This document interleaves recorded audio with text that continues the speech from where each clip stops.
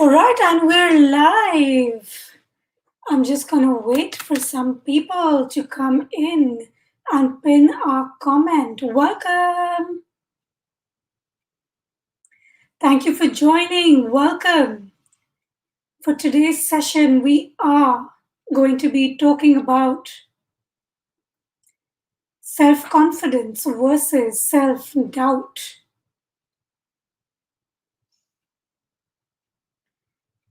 In just about 2 minutes, I'm waiting for some more people to come in.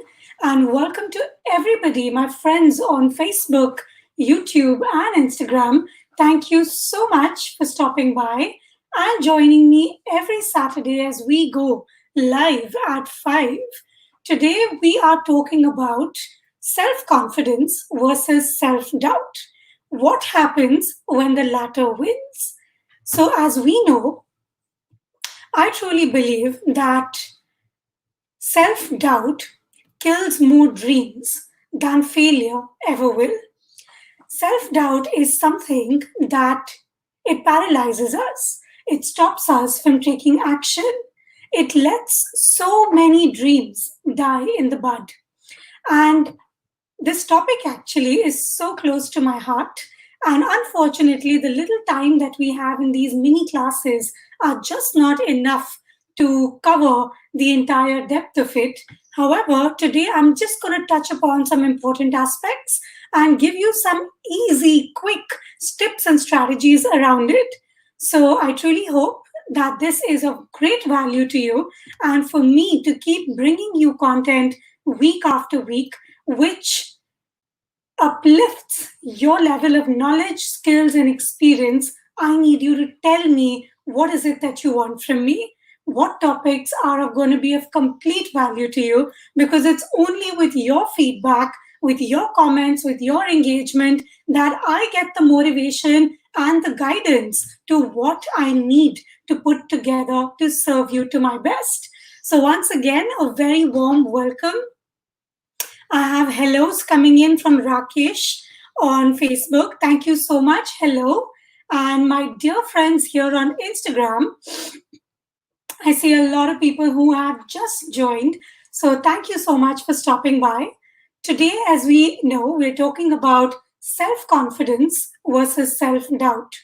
And when we talk of self-doubt, I'm sure all of us would have had this experience where whenever we are going to make a decision in our life, there's always that tiny little voice that'll creep up in your head that'll be like, are you sure you want to do this? Is this the best thing for you to do?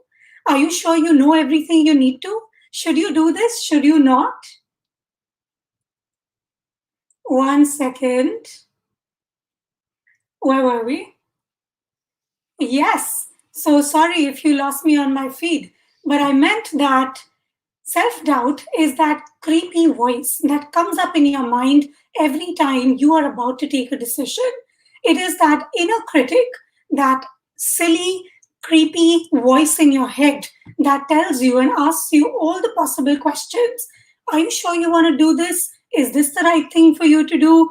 Are you sure you want to go ahead? Can you do this? And so many more different versions of how self doubt shows up in our lives and really makes us reassess whether or not we want to take a particular decision. So, I don't know, you might be surprised if I told you that self doubt, it's, how do you say that? It's two sides of a coin, where at one hand, we need a certain amount of self doubt. And on the second side, if we do not manage self doubt well enough, it can paralyze us. It completely causes indecision and it paralyzes us. It does not allow us to take action. So, at one hand, self doubt is what limits human potential, is what kills dream in the bud. It is what holds you back from really going out there and creating the results and the quality of life that you want. On the other hand, on the other side of the coin, self doubt is something that to a certain extent we need it. Ask me why. I know it sounds odd, But ask me why. Because it is the human mind's way of functioning that it always wants to protect you from danger. The human mind is wired to always assess whether this is a safe or an unsafe decision for you to do. Now, that might be something with your physical ability, with something that can cause you mental disability. So, it is the human mind's way. Self doubt shows up with fear. It shows up with all these different questions, with the inner critic, all these different ways that fear really shapes itself. Hi, Cherin. How are you? Welcome. Hi, Rakesh. And to everyone here on Instagram, a very warm welcome again. So cool. We were talking about self doubt being two sides of a coin, where at one hand, self doubt is that inner critic, it is that negative voice in your head that holds you back from your complete potential. It causes indecision, it causes confusion, it makes you think and rethink and analyze and paralyze yourself when it comes to taking action on any decision that you need to take. But on the other side, there's a certain amount of self doubt that we need, because self doubt comes in a form of, sparking bursts of fear in us, where our mind will be assessing, should I be doing this? Am I safe? And the mind tends to analyze whether this particular action, decision, etc., is going to cause us harm or not. And the human mind is wired to keep you comfortable, keep you protected, and always protect you from any kind of danger, physical, emotional, you name it.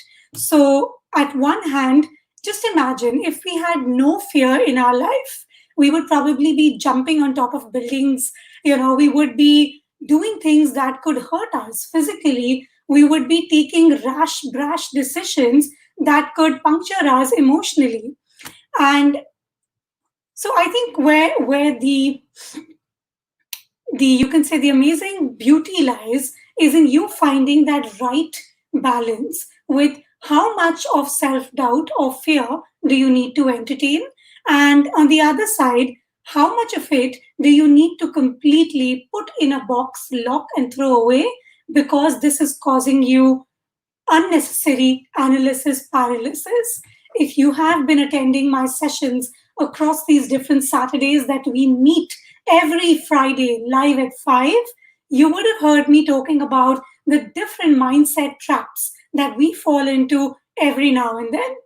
And talking of mindset traps, one of the biggest mindset trap that we walk into consciously and unconsciously is analysis paralysis. Over-analysis, over-paralysis. Whenever there is a decision to be taken, the human mind tries to assess it from all possible angles. And when you do not manage this inner critic, this level of self-doubt, that becomes, it limits your possibilities. So truly, being able to manage self-doubt is a skill, and it comes with practice. And as I said, this topic is so close to my heart, and I can talk about self confidence and the different ways to work around it endlessly, because this is something that I have burnt my hands, learned the hard way, and today gotten myself to a point to understand what this takes at an emotional, a psychological, and a physical level. So, today I'm going to be talking about a simple thing that you need to understand if you truly want to boost your confidence. But hold on to that. So, we spoke about, so by the end of this live session, you are going to walk away with one smart technique that you can use to construct confidence. And I truly mean construct.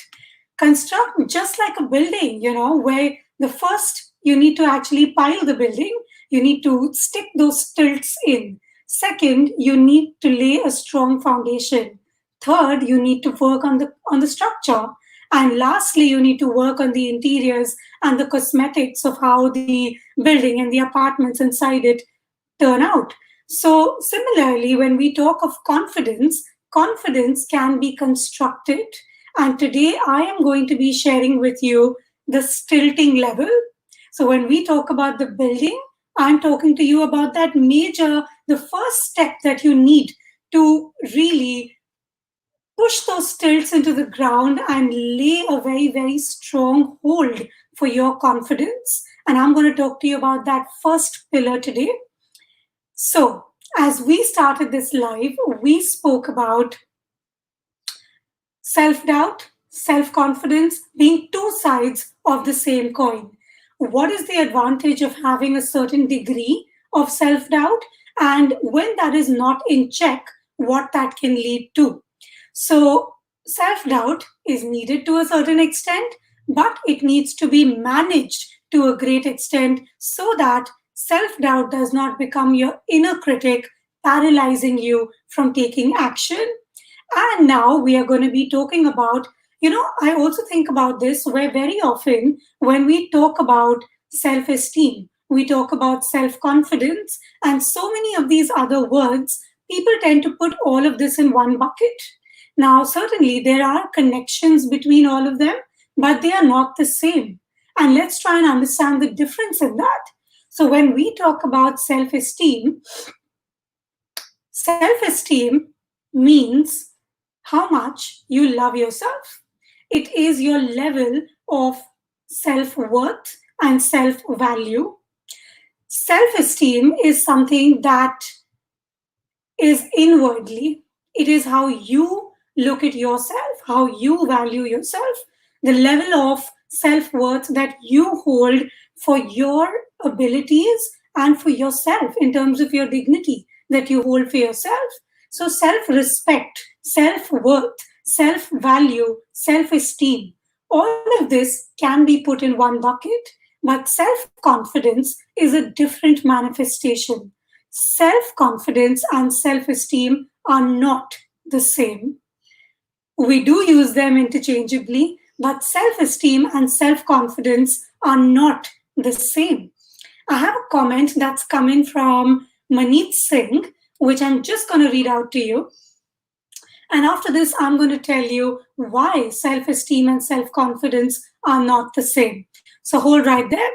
So he says that Maneet Singh on Facebook says that Avneet, we've interacted on emails earlier on various other, but of course on another issue. I'm glad you're speaking about this topic, which is much needed in these trying times. My 2 cents, I feel one should empower themselves by developing clarity of thought, and I am sure your suggestions will lead to that. All my love and good wishes. Thank you, Mani. Thank you so much for that really reassuring message. It's really nice for you to write to me. And there's something beautiful that you said, and it makes me think of Sadhguru, which is, I don't know if you guys follow the Isha Yoga, the Isha Foundation, where Jaggi Vasudev, or who we know popularly as Sadhguru, said something so powerful, which was confidence without clarity is stupidity. Confidence without clarity is stupidity. That is because, and that's what brings me back to the previous point that I made, where self esteem is inwardly, whereas self confidence is outwardly. Self esteem is somehow what we perceive ourselves to be, our sense of self value, self worth, self respect. That is what self esteem is about. Whereas self confidence is an outwardly practice, it is stemming from our ability and trust in our abilities. But self confidence is always about showing others, whereas self esteem is about an inner foundation of belief. Self confidence is something that can vary in different areas of life, in different subjects of life. And let's think of an example. So, for example, I'm a good communicator, but if you make me drive a vehicle or if you make me drive, I'm pathetic. So, I'm confident at public speaking, but I am absolutely not confident when it comes to driving a vehicle. So, confidence is something which varies in different areas of life, and it stems from your knowledge and experience in that particular subject. So let's look at it this way. We would have people, let's say there's one person, very often we use the term confidence with the person who is the extrovert, who is the life of the party, who's out there fluttering, oh, hello. And we consider or we assume that person to be very, very confident. But you'd be surprised to know that people who sometimes, actually, very often, people who appear confident on the outside can be having very, very low self esteem. Whereas the other way around, people who have high self esteem almost always have higher levels of self confidence, but not the other way around. Self confidence is about showing others that you have faith in your trust and abilities, whether or not and what degree you have it might not be true, but it's about putting up a face. Whereas self-esteem and self-respect, self-value, self-worth is that foundation of self-belief. And this is also what makes me think of, if we look at confidence, confidence is so different across different areas, different circumstances. So, I'm in fact planning to come up with an entire series of 1 minute videos that you can watch and understand the different approaches to building self confidence. And when we talk of confidence, there are different types of confidence. There is social confidence, there is body confidence, there is professional confidence, there is self confidence, and all of these are completely different. When I talk of social confidence, I'm talking about that person who is the extrovert, who is the life of the party, who is so good with their communication, who can hold a good conversation, who can impress all the girls, etc. So that is someone that has great amount of social confidence. But if the same person, let's say, is put in a different environment on a different task, let's say that person who's a great communicator is asked to design a presentation or design interiors for a house, because he doesn't have knowledge, experience and skill in that particular area, and the environment is different, he becomes underconfident. So, confidence is not a stagnant straight line that is across different areas. Confidence tends to fluctuate, and confidence depends on your environment. Where so we spoke about social confidence, right? Let's look at body confidence. Now, you'll see some people, because they work out or they go to the gym, these people are so comfortable in their body, they can wear anything, they can wear nothing, and even then be so self assured, where what people think or what they're looking at, etc., does not matter. Where these are people who have great amount of body confidence, but imagine if I put them in, let's say, a situation like giving a public speaking, giving a public talk, their confidence levels may shake, they may vary. So, confidence is not a straight line. Confidence is not something that remains the same in different areas of life. Confidence depends on your knowledge, skills, and experience in a particular environment. So, similarly, we have social confidence, we have body confidence, and self confidence. I was researching this topic of confidence, and I noticed that the word confidence stems from a Latin word called confe, which means to trust. When we say we trust our abilities, our capabilities in a particular area, that is what we mean by saying we are self confident. And self confidence is one of the types of confidence that we have. There is social confidence, body confidence, self confidence, professional confidence, and all of these are the different types because they keep changing as per different environments. And this is what brings me down to my key pointer for today. My key pointer for today's mini live masterclass, which is, this is one thing that I want you to walk away with, even if you missed everything that I said all along and you've just joined the chat. I see a lot of hellos coming in on Instagram. So, hello to my friends and all the waves. I'm sorry, I try not to look into the comments when I'm speaking because I do not want to lose my chain of thought. And I want to make sure I give you that nugget of insight or that nugget of wisdom when I come in. But I am going to ask you to drop me your comments, drop me your questions, because in just about 5 minutes from now, I'm going to be taking the Q&A. So I hope I'm able to get to as many of you with as many questions as you may have. We had a poll running actually yesterday where I asked people, what is the prime reason that makes you detract from the path of your goals? What is it that incapacitates you when you are working towards achieving a goal? And people had three options, which was people. People incapacitate you from achieving a goal.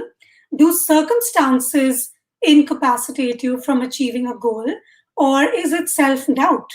So I gave people these three options to choose from to understand what they think or what is their perspective to what truly holds them back from achieving their goals. And I'm just going to run you through the numbers, yeah? You're going to be surprised. 1 second, I'm just pulling it out for you. All right. So I have circumstances. I had 21 people vote that it's circumstances that lead to you not achieving your goal. We had 15 people say that it is self-doubt that incapacitates you from achieving your goal. And we had 6 people saying that it is people that stand in your way when it is about achieving a goal. So 21 for circumstances, 15 for self-doubt, and 6 people for different people that hold you back from achieving your goals. I'm just wondering, what do you guys have to say? In case you didn't catch this poll yesterday, what do you think? Is it people, circumstances, or self-doubt? A, B, or C? Hit your comments and your responses in the comments box below. So let me know what you think. I'm going to take a minute. Come on, quickly send me your comments and your engagement and your questions. Do you think it's people? Do you think it's circumstances? Or do you think it's self-doubt that incapacitates you from achieving your goals? I would like to know what is your response. And though we had maximum amount of people vote for circumstances, I would pick self-doubt, which is our topic for today.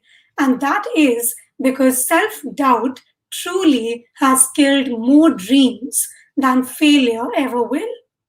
Self-doubt kills more dreams than failure ever will. If I was to tie one common string across this entire talk that we've had today, and we spoke about how self-esteem differs from self-doubt, self-esteem being inwardly, being your sense of self-assurance, self-respect, self-value, self-worth, whereas self-confidence being an outwardly practice, stemming from your trust in your abilities and your capabilities. So we spoke about the difference between these two. We spoke about how there are different types of confidence, where there is, you change the environment and the same person, their confidence levels vary. There could be social confidence, body confidence, self-confidence, professional confidence, and all of this stems from two things: your knowledge, skills, and experience in a particular area. The more you know, the more you are skilled, the more experience you have in that topic, automatically you become confident about it. And the second is the environment.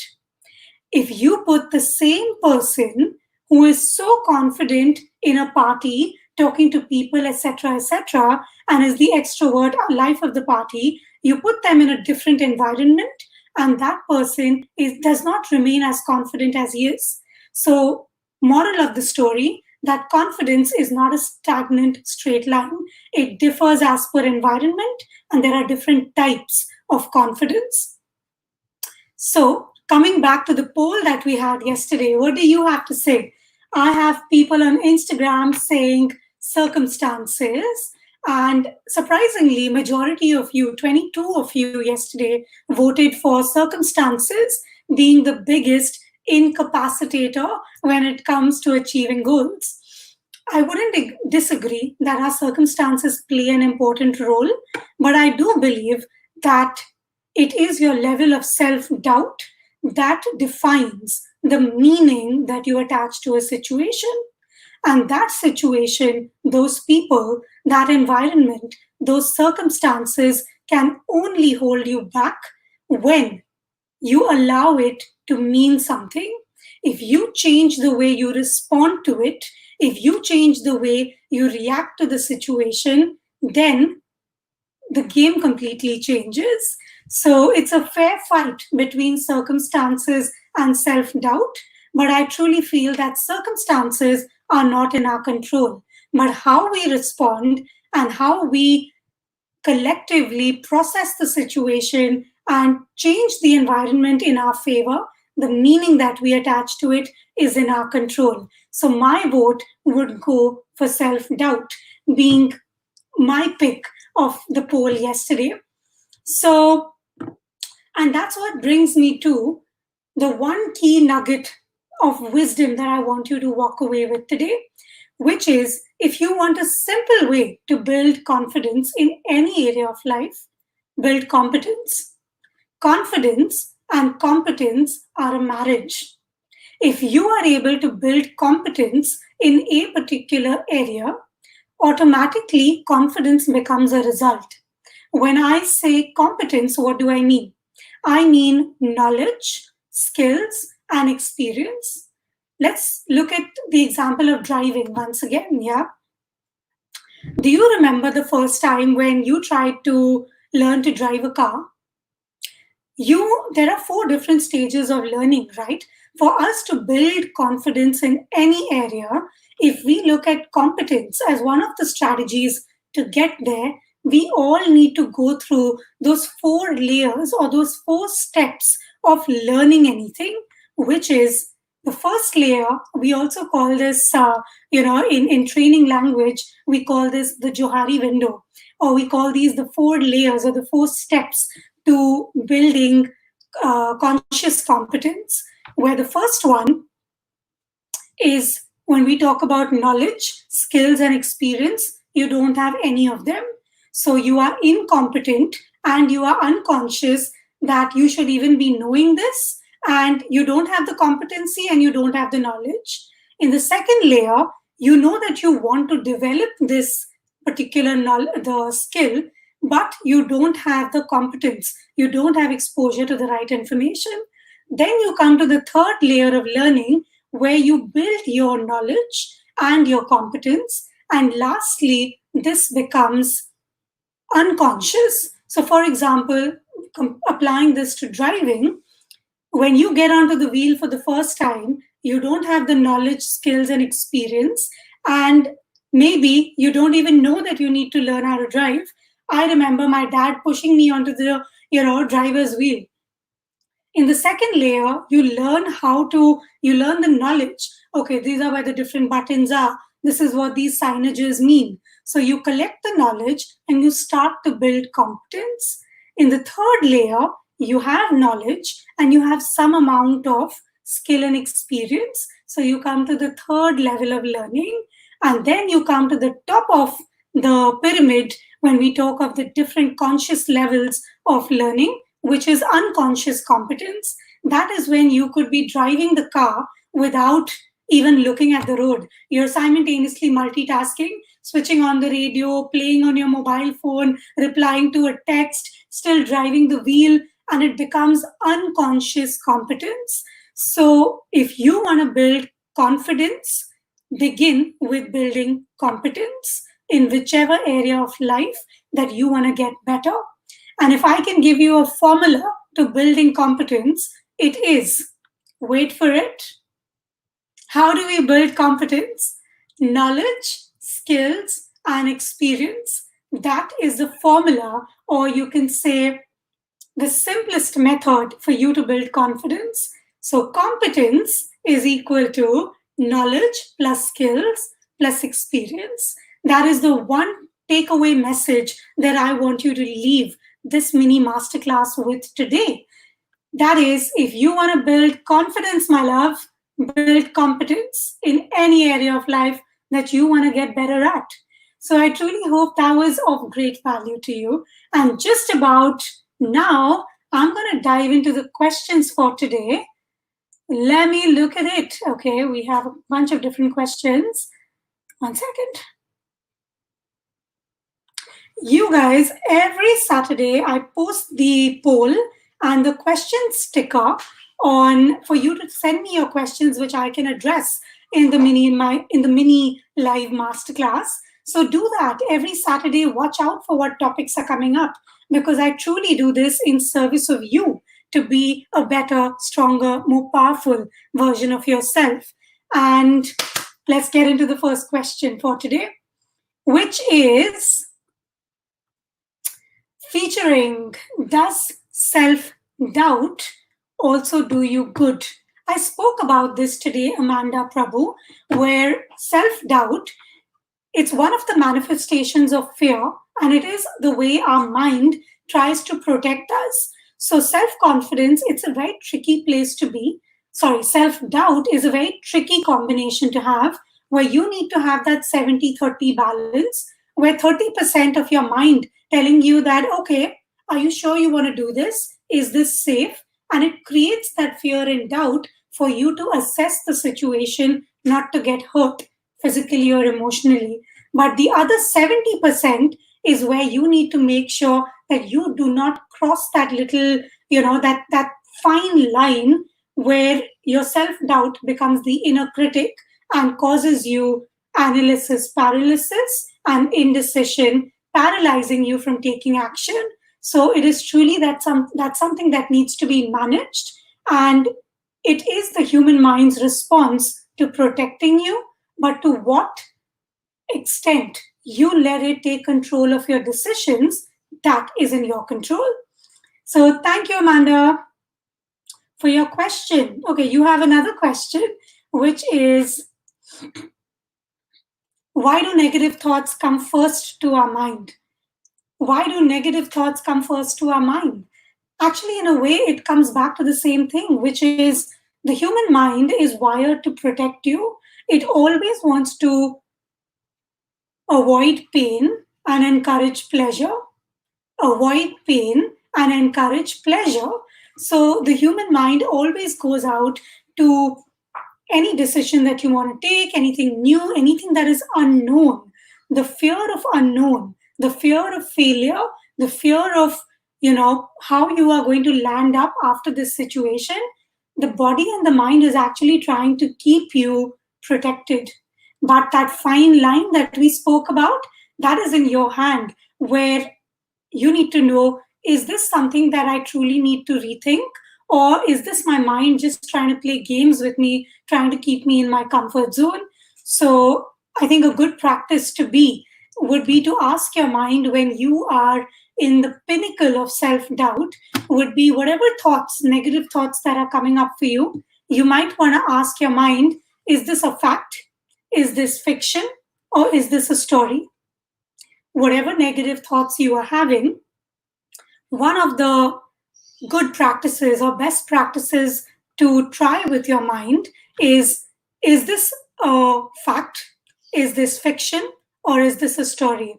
Because almost always, we human beings are such funny creatures where just by imagining the outcome, we are able to feel physical amount of fear.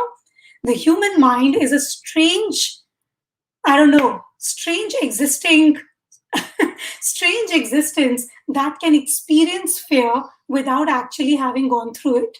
Just by imagining the outcome, we are able to have a physical stimulus, a physical response, just by imagining fear.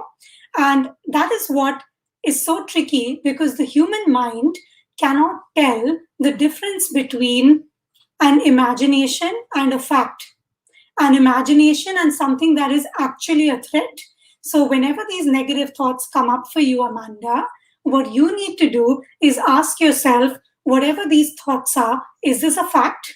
That if I jump off this building, I am going to break my face. Is that a fact?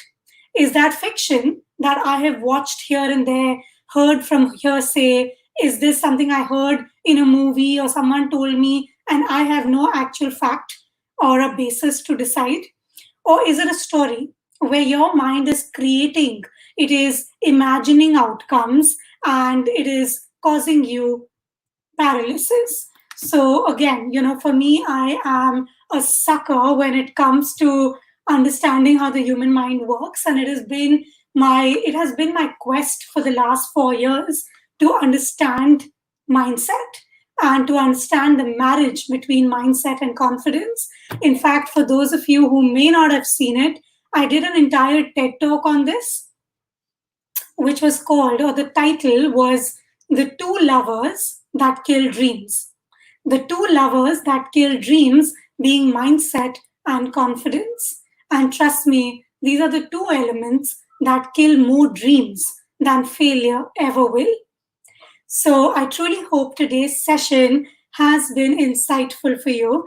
I'm just going to look into my friends on Facebook for their questions and comments, where I have Rakesh saying hi, Cherian sending me lots of thumbs ups and claps and hellos.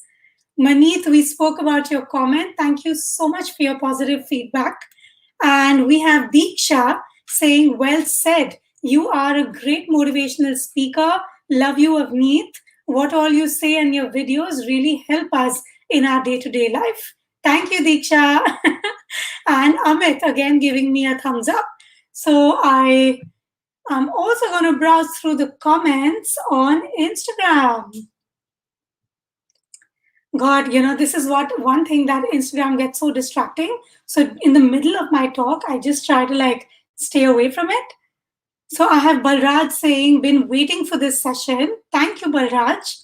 I have Shet Hadi saying, nice to see you, where you can see me every Saturday live at 5, where I bring you some power-packed content to really uplift your human performance. I have Guneet Singh saying, I first saw you at the Samsung Note launch.